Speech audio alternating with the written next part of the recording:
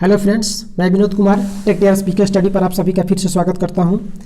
दोस्तों, आज जो 29 नवंबर 2020 को बिहार एसआई के मेंस का पेपर हुआ है, उसके सारे प्रश्न हम लेकर आए हैं और यहां पर हम सारे प्रश्न 100% सही उत्तर के साथ देखेंगे। यहां पर कोई भी प्रश्न आपका फेक नहीं है। सारे के सारे प्रश्न जो है बिल्कुल हूबहू एग्जाम में आए हुए हैं। अगर आप एग्जाम दिए हैं तो खुद इस प्रश्न को देख के अनुभव करेंगे, और यदि आपने एग्जाम दिया है तो आपने लगभग कितना सही किया है ये कमेंट जरूर करें। चलिए बिना टाइम के इस वीडियो को हम यहाँ पर शुरू करते हैं। यहाँ पर आपका सबसे पहला प्रश्न था कि अंतर्राष्ट्रीय महिला दिवस कब मनाया जाता है।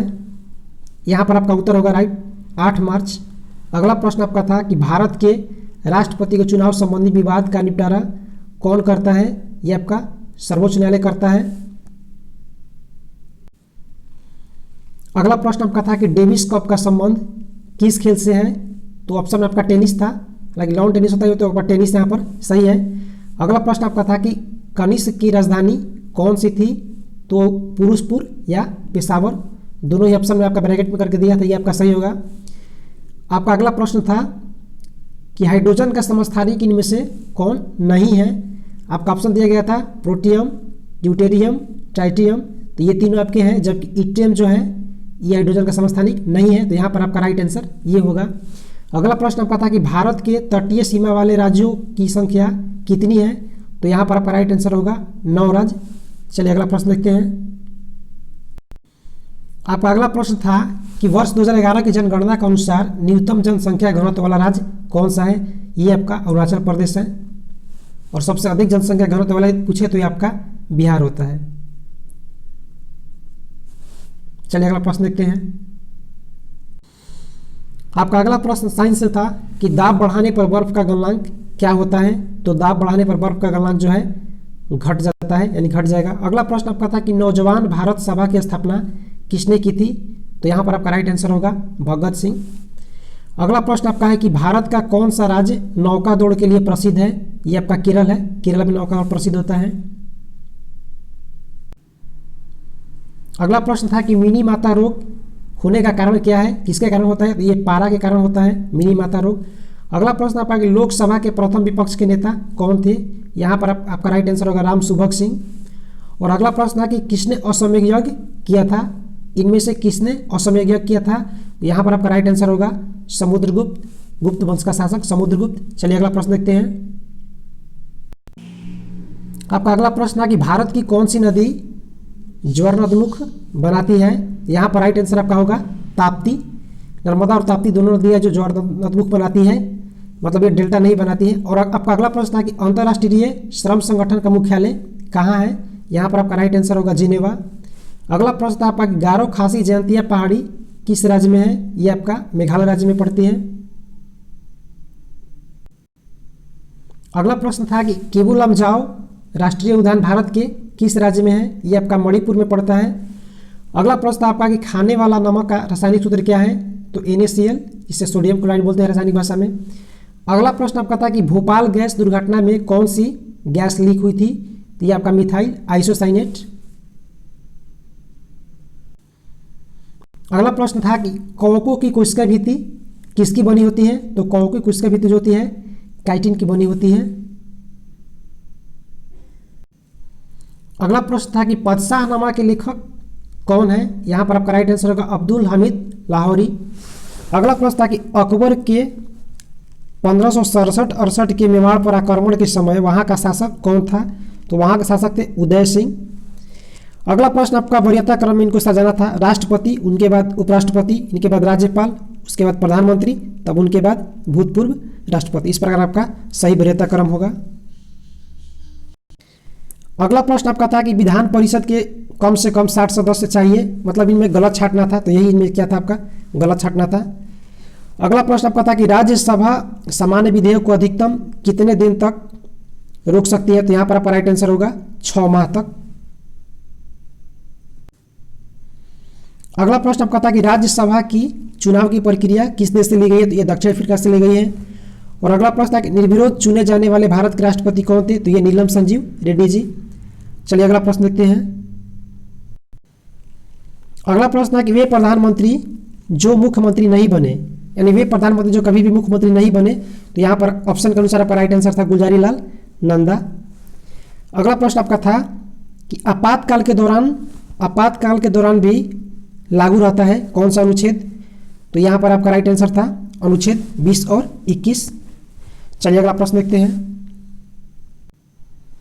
अगला प्रश्न था कि शिक्षा एवं संस्कृति से संबंधित कौन सा अनुच्छेद है? यहाँ पर आपका राइट आंसर होगा अनुच्छेद 29 और 30। अगला प्रश्न था कि विक्रम संवत की शुरुआत किसने की थी? यहाँ पर आपका राइट आंसर होगा चंद्रगुप्त प्रथम। अगला प्रश्न था कि मध्यकाल में बाजार नियंत्रण प्रणाली किसने लागू कराया था? यहाँ पर आपका राइट आंसर अलाउद्दीन खिलजी। अगला प्रश्न आपका था कि आत्मीय सभा के संस्थापक कौन थे?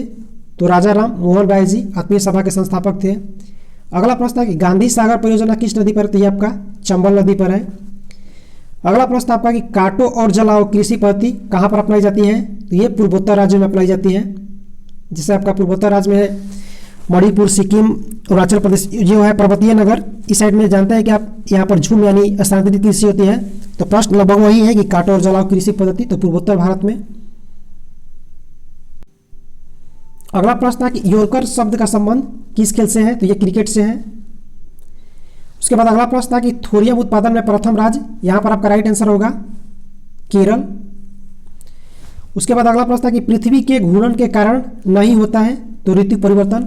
पृथ्वी के घूर्णन के कारण दिन और रात होता है, ऋतु परिवर्तन नहीं होता है। ऋतु परिवर्तन जो होता है आपका पृथ्वी के परिभ्रमण के कारण होता है। चलिए अगला प्रश्न देख लेते हैं। अगला प्रश्न था कि कंबोडिया किस एशियाई क्षेत्र का हिस्सा है? राजनीतिक और आर्थिक मतलब ऐसा करके प्रश्न पूछता, तो ये आपका यहाँ पर राइट आंसर होगा दक्षिण पूर्वी एशिया का। अगला प्रश्न था कि जीएसटी कैसा कर है? ये एक प्रकार अप्रत्यक्ष कर है। उसके बाद आपका अगला प्रश्न था कि रैयतवाड़ी व्यवस्था किसकी देन थी? तो यहाँ पर आपका राइट आंसर होगा थॉमस मुनरो।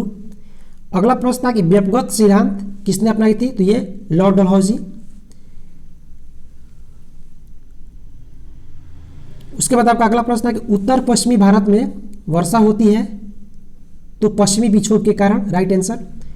अगला प्रश्न था कि असम में किस प्रकार के वन पाए जाते हैं? तो सदाबहार वन। एक्चुअली ये प्रश्न आपका इस तरह था कि सदाबहार वन कहाँ पाए जाते हैं, और उसमें आपका ऑप्शन था कि पंजाब, एमपी, असम ऐसे करके था। यहाँ पर आपका राइट आंसर था असम। अगला प्रश्न है कोई सुंदर वन जाना जाता है? तो मैंग्रोव वनस्पति के लिए। अगला प्रश्न आपका है कि एक शिक्षित व्यक्ति जो विकासशील देश से विकसित देश की तरफ पलायन करता है वो किस प्रकार का पलायन है? तो ये आपका एक प्रकार का प्रतिभा पलायन है, जैसे खास करके हमारे देश में ऐसा देखा जाता है। अगला प्रश्न आपका है कि 47 गुणसूत्र होने पर उससे मतलब क्या प्रॉब्लम होता है, क्या बीमारी होती है? तो इसको हम बोलते हैं क्लिनोफेल्टर सिंड्रोम। अगला प्रश्न आपका था कि एफ्लाबिक्स कैसे पैदा होता है, किसके द्वारा पैदा होता है? तो ये आपका कवक के द्वारा पैदा होता है, फंगस से। अगला प्रश्न आपका है कि वृद्धि त्रिकोण में शामिल देश कौन कौन से हैं? सिंगापुर, मलेशिया और इंडोनेशिया। अगला प्रश्न है कि विस्फोटक में हरा रंग कारण होता है, जैसे कोई भी विस्फोटक पदार्थ होता है पटाखा, उसमें हरा रंग किसके कारण आता है? तो ये आपका इसमें बेरियम के कारण आता है। अगला प्रश्न आपका था कि राष्ट्रपति जो है किसी दंड को कुछ समय के लिए निलंबन करते हैं उसको क्या कहते हैं? तो उसे हम प्रविलंबन कहते हैं। अगला प्रश्न आपका था कि अब्दुसमद किसके दरबार में थे?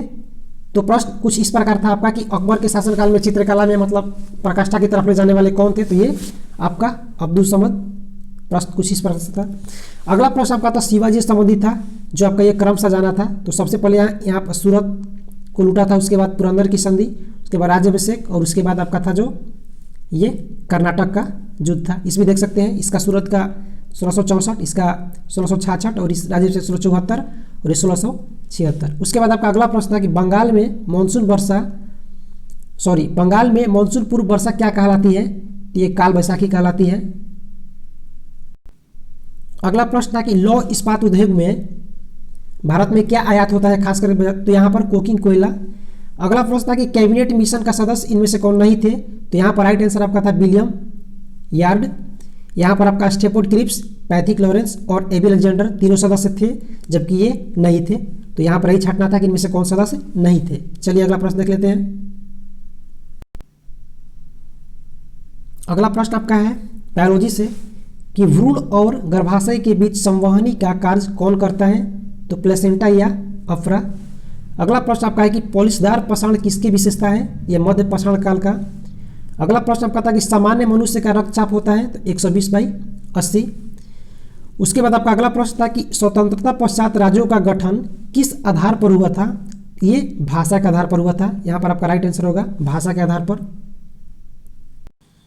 अगला प्रश्न आपका था कि प्रेरित विद्युत वाहक बल का परिमाण चुंबकीय फ्लक्स में समय के साथ होने वाले परिवर्तन के दर के बराबर होती है, तो ये किसका नियम है, ये आपका फैराडे का विद्युत चुंबकीय प्रेरण का नियम है। अगला प्रश्न आपका था कि न्यूक्लियस के बाहर डीएनए मिलता है, तो राइट आंसर आपका होगा माइटोकॉन्ड्रिया में। उसके बाद आपका अगला प्रश्न था कि प्यूनिक युद्ध लड़े गए थे, तो रोम और कार्थेज के बीच। उसके बाद एक पीएन जंक्शन से आपका संबंधित एक प्रश्न था। उसके बाद आपका एक प्रश्न था कि सर्वेट ऑफ इंडिया से जुड़ी महिला थी, तो एनी बेसेंट।